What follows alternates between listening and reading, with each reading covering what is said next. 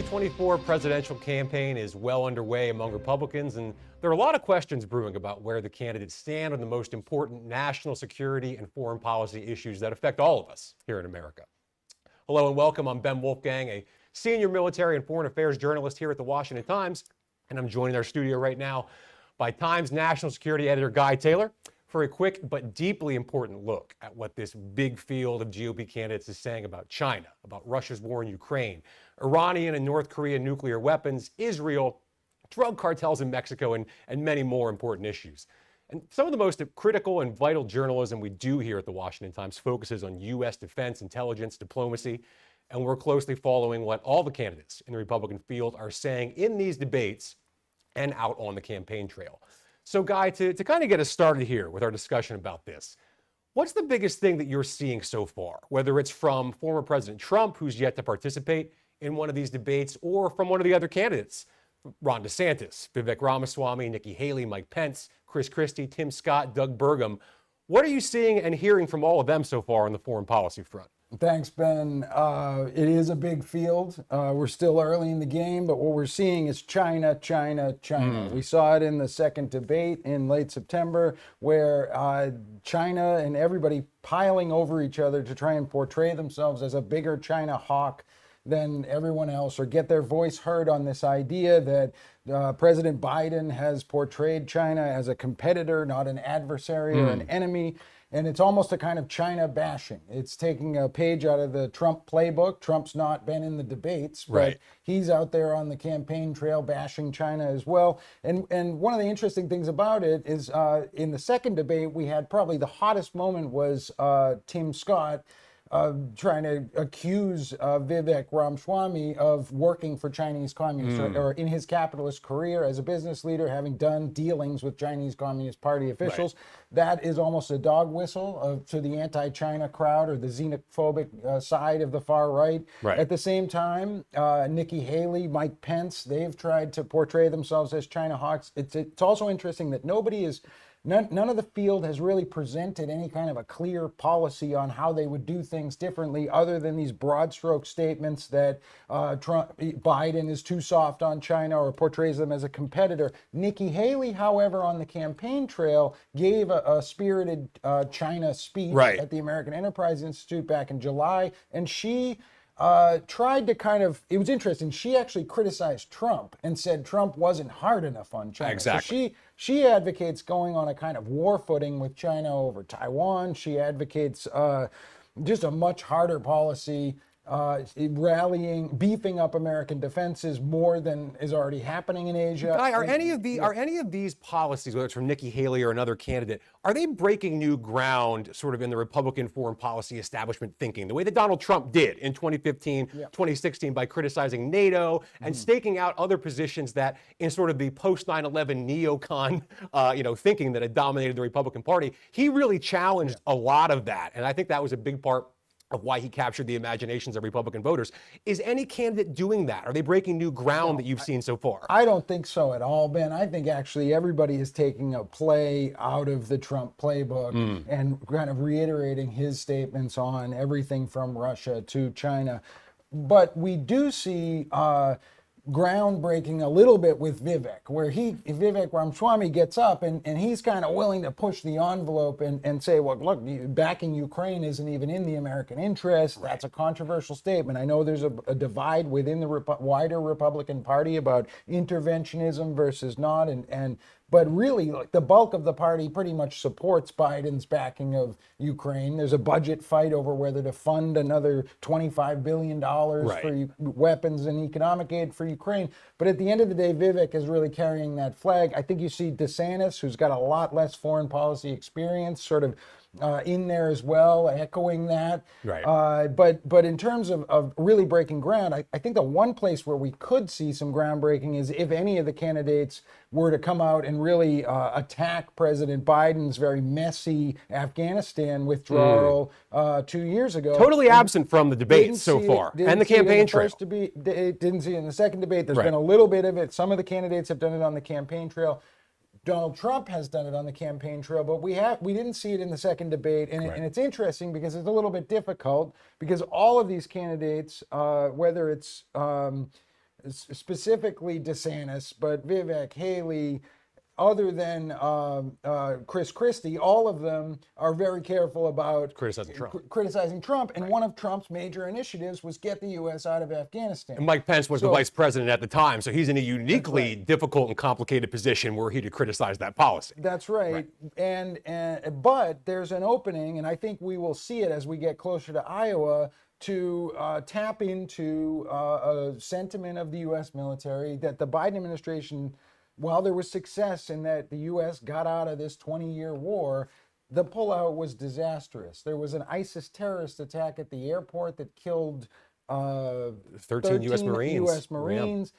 That is going to come up at some point. But right now, it's China, China, China, and it's even weaving itself into every domestic issue, whether it's agriculture and farmers. We saw Doug Burgum, who's kind of way out on the outside, not polling very high, got himself into the second debate.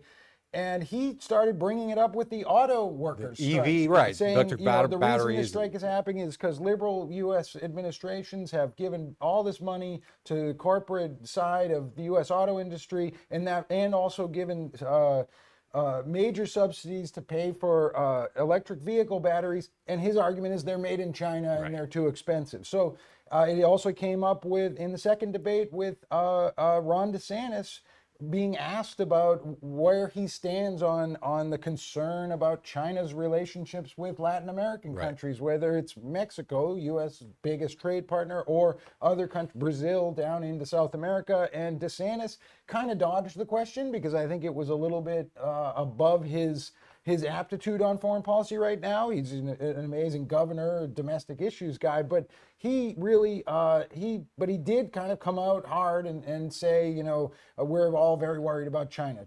China has risen as a global power, and it's not surprising to me that it is right in the middle of the discussion among the GOP candidates. Well, speaking of Ron DeSantis, I mean, he and Nikki Haley, I think, were the two most out front, outspoken, and clear about their desire to use U.S. Special Forces to go into Mexico to go after drug cartels, which would be, for those of us who cover national security, for a living, that would be an amazing thing to see if we were to actually have U.S. military operations across the southern border in Mexico to target drug cartels. So, I mean, there's a whole bunch of fallout and political complications, geopolitical implications that would come with that sort of a move.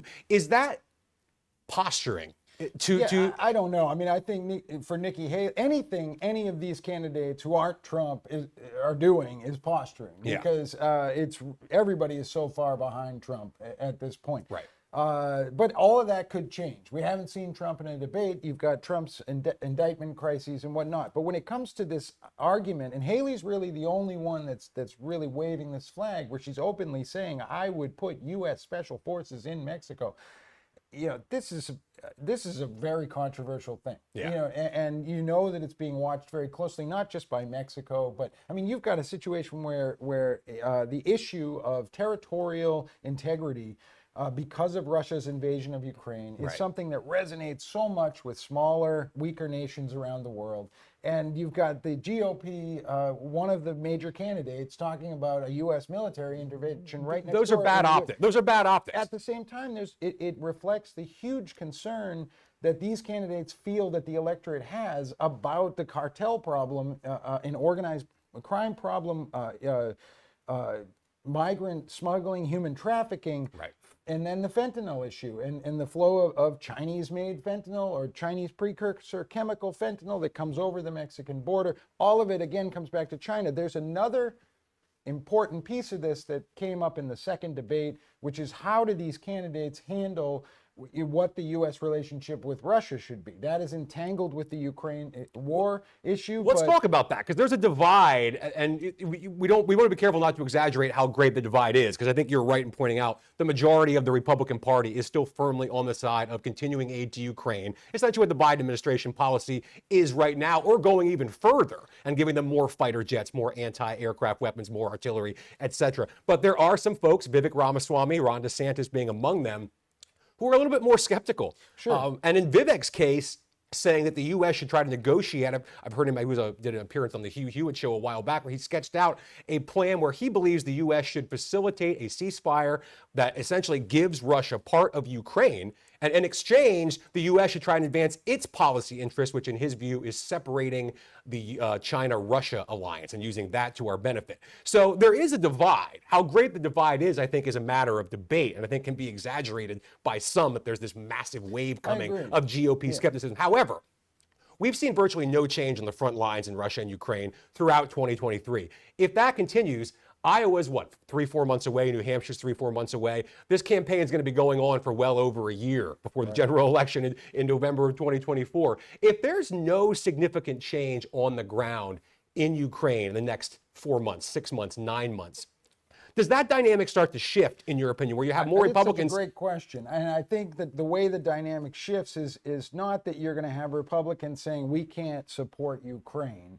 What you are going to see is more discussion, and you saw it in the second debate, specifically from Ron DeSantis, who said it's not in the U.S. vital interest to get entangled too deeply with Ukraine. Yeah. But you've seen Trump say that on the campaign trail, and I think you're going to see that become a mainstream position where there could be division between President Biden and whoever ends up as the nominee on the Republican side, saying we've got to end this war. President Biden is spending all this money. We have problems at home. Right. Then there's the issue of Vladimir Putin. Let's go back a couple of election cycles and go to Mitt Romney saying Russia's the greatest threat to the United States. Then you have, was mocked at the time for saying that, of course, right? For saying it, and then of course you jump to 2016, and you have a massive Russian campaign to try and sow discord around the U.S. election. Right. And I understand there's division within the Republican Party about that narrative, but at the same time, it happened, and there was, you can go to U.S. intel report after intel report, regardless of whether those reports came out of politically appointed people from the Biden administration, Jim Clapper, John Brennan, or deeper inside the U.S. intelligence community. The issue of Russian meddling in U.S. politics and civil society is real. And here now we jump ahead, and the big discussion is about China, as if Russia is entangled in this war, and what we really should be worrying about is what U.S. policy towards China is. And I'm waiting to see one of the candidates come forward with a really clear articulation. I think we've seen some of it from Nikki Haley. We've seen some of it from Vivek Ramaswamy, a little bit from Mike Pence, although Mike Pence presents himself kind of as a neocon, an interventionist neocon, and that's really the question here, and that's where this clash is. It's between the traditionalists, I'm going to call it neocon, but let's say that Reagan interventionist wing of the party, which is really the center, and then this outer edge, which is becoming increasingly more mainstream, of non-interventionists. And it's something that Trump played with throughout his term. Right. It's something we see now coming out in the debates and on the campaign trail. It's pretty interesting. Well, and part of the reason I think, and you mentioned Afghanistan earlier, and that's very apropos, I think, for this broader discussion, because as the American people, we saw 20 years of what essentially looked like an aimless American military intervention abroad that had no clear end date, no clear metrics for success, no calendar for when we're going to get out. What does victory look like? Nobody knows. We eventually get out and the Taliban's back in charge. The appetite for endless wars, whether we're directly involved or not, I think is pretty low among the American electorate, and especially among the Republican primary voting bloc. So I think there is an opening for a candidate, whether it's Vivek or someone else, and it's a strange thing in a domestic political primary to present a ceasefire for two countries at war, one of them not being the U.S. But that's where we are. What's your plan for getting out of this? If you're elected president, are you going to tie aid to Ukraine to you got to have a ceasefire in 6 months? Do the candidates have to get that specific, as I think Vivek has done in laying out the U.S. strategy for ending the war if support is going to continue? Yeah, I think, for those of us who are deeply involved in looking at the nuances and granularities of foreign policy and national security, we watched the second debate and the first debate and thought, it would be pretty exciting and interesting if there was a debate more focused on one or two questions. Right. That question, what is your specific policy proposal vis-a-vis China and the technology relationship and semiconductors? One of the things that we saw in the second debate was a lack of the discussion about great power politics. This is something that was really becoming mainstream at the end of the Trump administration. The Biden administration has tried to tamp down this idea that the U.S. is in a new Cold War with China.